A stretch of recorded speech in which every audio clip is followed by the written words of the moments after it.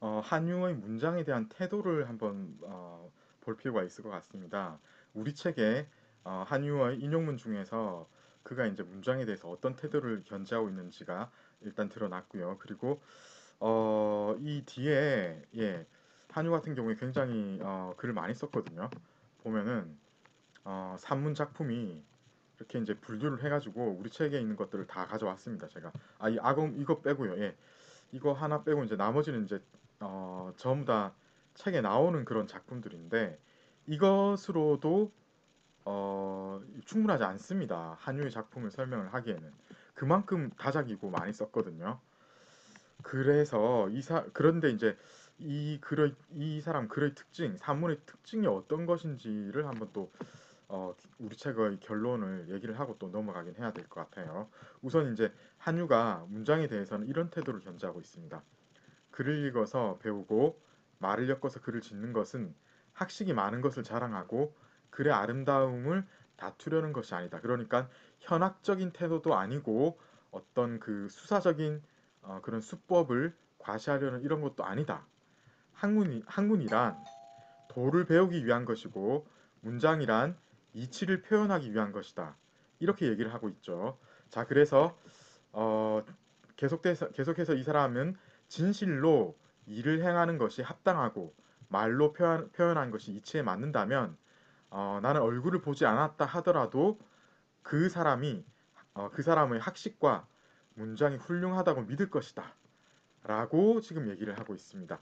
자, 여기서 이게 참 의미심장한 말인데요. 결과적으로 무엇입니까? 이 사람은 도가 중요하다. 그러니까 이제 육아적인 정통성을 얘기를 하는 거잖아요. 그죠? 육아적인 도를 가장 이제 중요한 것으로 내세우고 있고요. 그리고 어떤 그 사람의 행하는 것이라든가 행동이죠. 그리고 이제 말로 표현하는 것 있죠. 그러니까 이제 문장입니다. 이것이 도의 합치가 된다. 이치에 맞는다. 이 말은 바로 도를 그대로 전달하고 있다. 도에 맞는다. 이런 말입니다.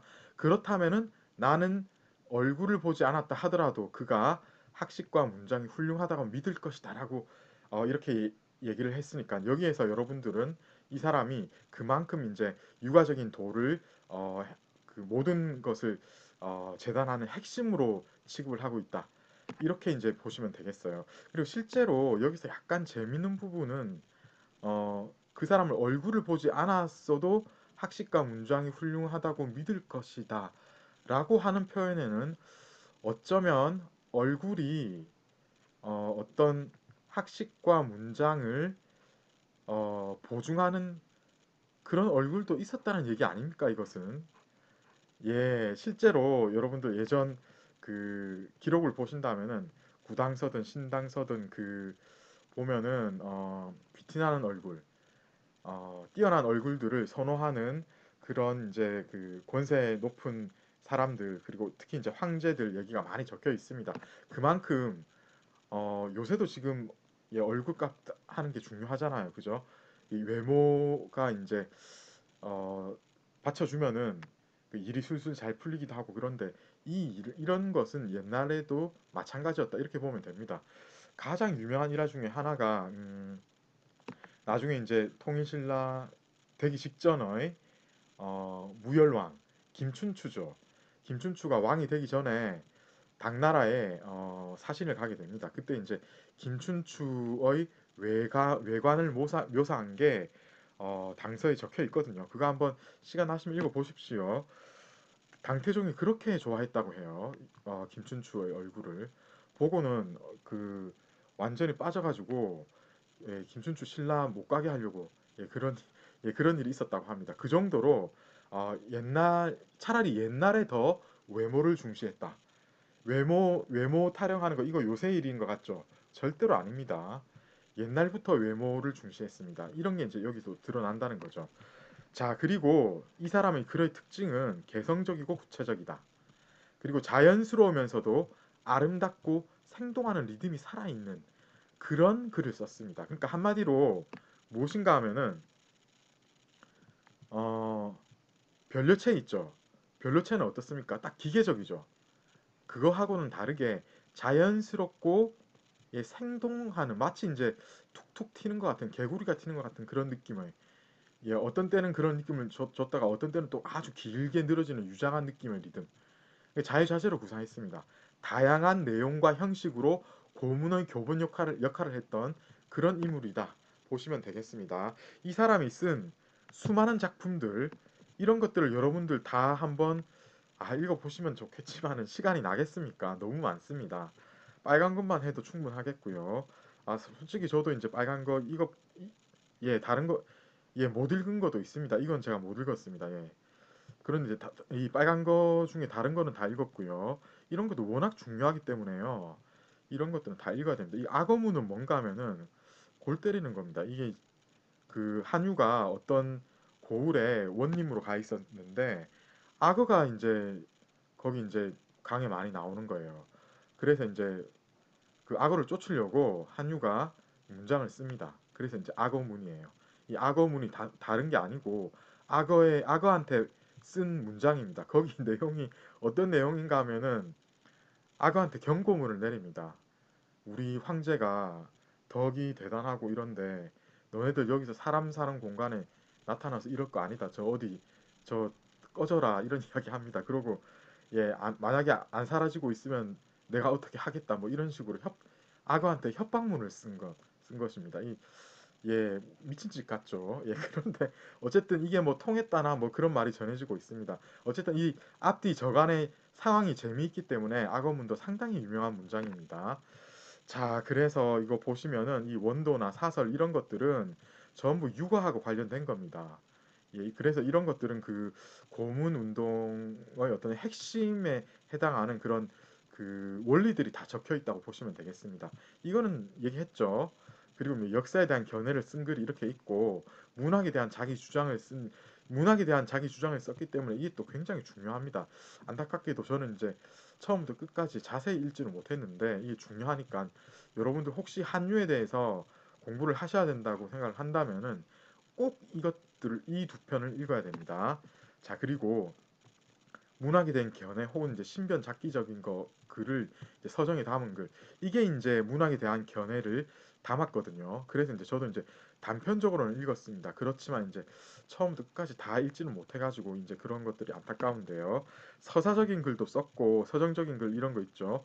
이 이제 제문입니다. 이 십이랑이라는 그러니까 어떤 사람이 죽고 나서 이제 제문을 쓴 거예요.